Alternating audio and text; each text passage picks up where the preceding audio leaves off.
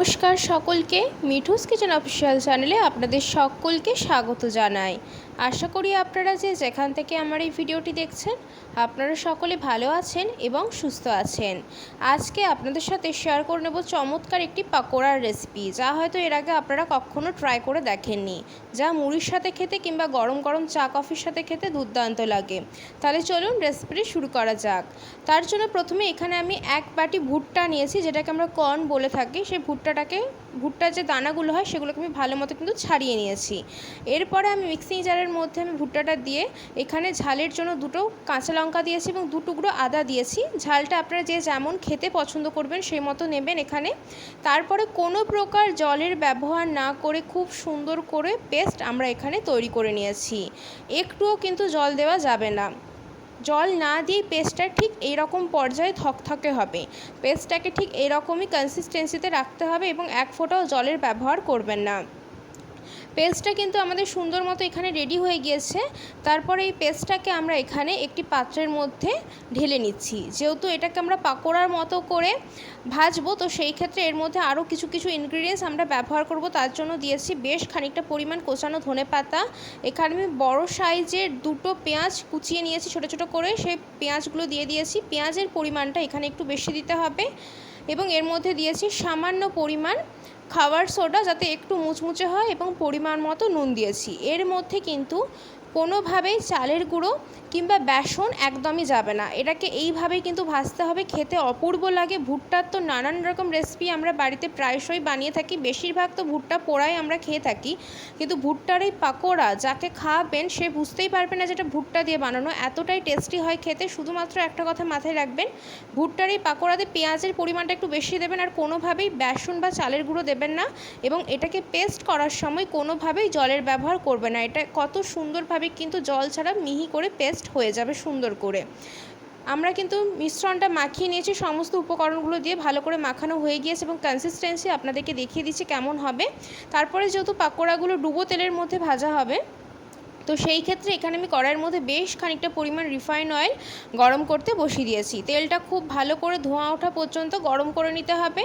তেলটা যখন খুব ভালো মতো ধোঁয়া ওঠা পর্যন্ত গরম হয়ে যাবে, ঠিক সেই পর্যায়ে গ্যাসের ফ্লেম লো টু মিডিয়ামে করে যে আমরা মিশ্রণটা রেডি করলাম ভুট্টার পাকোড়া, সেগুলোকে আমরা এখানে ছোটো ছোটো আকারে দিয়ে দেবো। একদম ছোটো আকারে দেবো না, নর্মালি আমরা যেরকম আলুর চপ ভেজে থাকি পাতলা পাতলা করে একটু মাঝারি সাইজের, ঠিক সেই মতো কিন্তু আমি এখানে শেপটা দিয়েছি। আপনারা চাইলে আরও ছোটো সাইজের পাকোড়ার আকারে দিতে পারেন, একদম ছোটো ছোটো, তো সেটা আপনাদের পছন্দ মতো। আমি এখানে একটু চ্যাপ্টা সাইজের করে আলুর চপের মতো করে ভেজে নিয়েছি। এইগুলোকে দিয়ে দেওয়ার পরে খানিকক্ষণ একটু অপেক্ষা করবেন। দেখবেন যখন একটা দিক খুব ভালো করে কালারটা চলে আসবে, মানে একটা দিক হালকা ব্রাউন কালার একটা চলে আসবে, ঠিক সেই পর্যায়ে কিন্তু আমরা এটা অপর দিকে উল্টে দেবো। যেহেতু এর মধ্যে কোনোভাবেই চালের গুঁড়ো বা বেসন, কর্নফ্লাওয়ার, ময়দা এই সমস্ত কিচ্ছু নেই, তো এটাকে একটা দিক খুব ভালো করে ভাজতে দিতে হবে, নাহলে কিন্তু তেলের মধ্যে ভেঙে যেতে পারে। তো সেই ক্ষেত্রে একটা দিক যখন খুব ভালো করে সেট হয়ে যাবে, মানে ভালো করে ভাজা হয়ে যাবে, তখন আমরা অপর দিকটা পাল্টে দেব। এতটাই সুন্দর খেতে হয় যে কী বলবো, মুড়ির সাথে খেতে তো ভীষণ ভালো লাগে। সকালে জলখাবারে মাঝে মধ্যে আমরা বাঙালিরা মুড়ি খেয়েই থাকি, তো মুড়ির সাথে এমন পাকোড়া হলে তো জমেই যাবে। আর এছাড়াও সন্ধ্যেতে চা কফির সাথে দুর্দান্ত লাগে খেতে। এগুলো আমাদের একটা দিক সুন্দর করে ভাজা হয়ে গিয়েছে, তার জন্য আমি এখানে অপর দিকটাও পাল্টে দিচ্ছি, যাতে অপর দিকটাও খুব ভালো করে ভাজা হয়ে যায়। আর এগুলোকে না একটু লালচে করে করে ভাজবো, মানে হালকা করে ভাজলে হবে না, একটু কড়া করে ভাজতে হবে, টেস্টটা খুব ভালো আসে। আর গ্যাসের ফ্লেম অতি অবশ্যই করে লো টু মিডিয়ামে রাখবেন, তাতে করে কী হবে, এগুলো ভেতর থেকে সুন্দর করে ভালো করে ভাজা হবে। হাই ফ্লেমে দিয়ে ভাজলে বাইরে থেকে ভালো করে পুড়ে যাবে, ভাজা হয়ে যাবে, ভেতর থেকে কিন্তু কাঁচা রয়ে যাবে। এইভাবে কিন্তু লালচে লালচে মুচমুচে করে কিন্তু এগুলোকে ভেজে নিতে হবে। এখানে দেখুন কালারটা কত সুন্দর আসছে, এরকম লালচে করে করে আমি এখানে প্রত্যেকটা পাকোড়াকেই ভেজে নেব। এগুলো কিন্তু আমাদের এখানে ভাজা হয়ে গিয়েছে, তো আমি এখানে সেই পর্যায়ে একটি পাত্রের মধ্যে তুলে নিচ্ছি।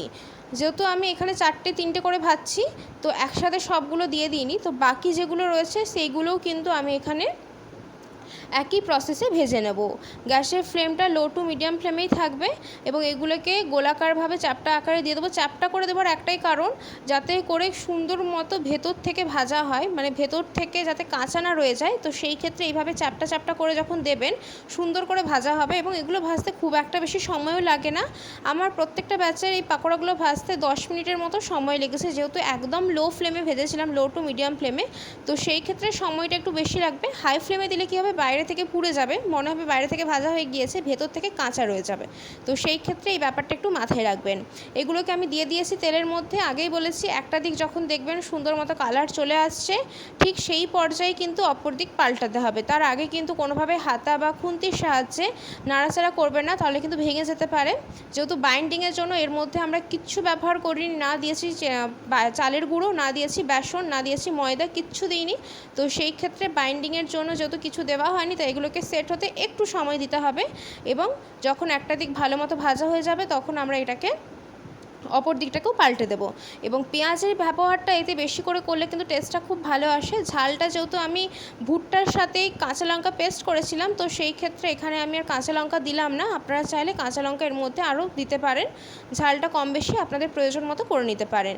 দুটো দিক খুব ভালো করে ভেজে নেব, তাহলে কিন্তু আমাদের ভুট্টার পাকোড়া গরম গরম একদম রেডি হয়ে যাবে মুড়ির সাথে সার্ভ করার জন্য। আমি কিন্তু এখানে মুড়ির সাথেই সার্ভ করেছিলাম। আজকের রেসিপি আপনাদের কেমন লাগলো অতি অবশ্যই করে কমেন্ট করে জানাবেন। যদি ভালো লেগে থাকে অবশ্যই করে আমার চ্যানেলটিকে সাবস্ক্রাইব করে দেবেন, লাইক শেয়ার কমেন্ট করতে ভুলবেন না। আর যদি এরকম নিত্য নতুন রেসিপি পেতে চান তাহলে অবশ্যই করে আমার চ্যানেলটিকে সাবস্ক্রাইব করে দিয়ে আমার চ্যানেলের পাশে থাকার অনুরোধ রইল। পাকোড়াগুলো কিন্তু এখানে আমাদের খুব সুন্দর করে এখানে ভাজা হয়ে গিয়েছে, দেখেই বুঝতে পারছে। এর থেকে বেশি কড়া করে ভাজবো না, একদম লালচে মুচমুচে করে একদম ভাজা হয়ে গিয়েছে। তার জন্য কিন্তু এগুলোকে উল্টে পাল্টে দুটো দিক খুব সুন্দর করে কিন্তু আমি আরও একটু ভালো করে ভেজে নিচ্ছি।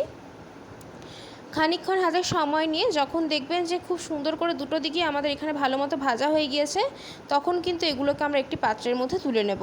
এগুলো আপনারা টমেটো কেচাপ বা সসের সাথেও সার্ভ করতে পারেন, তবে আমি বলবো এগুলো গরম গরম খেতে খালি মুখেই বেশি ভালো লাগে। তাছাড়াও মুড়ির সাথে খেতে ভীষণ ভালো লাগে। আমি তো মুড়ির সাথেই সার্ভ করেছিলাম, আগেই আমি বলেছি।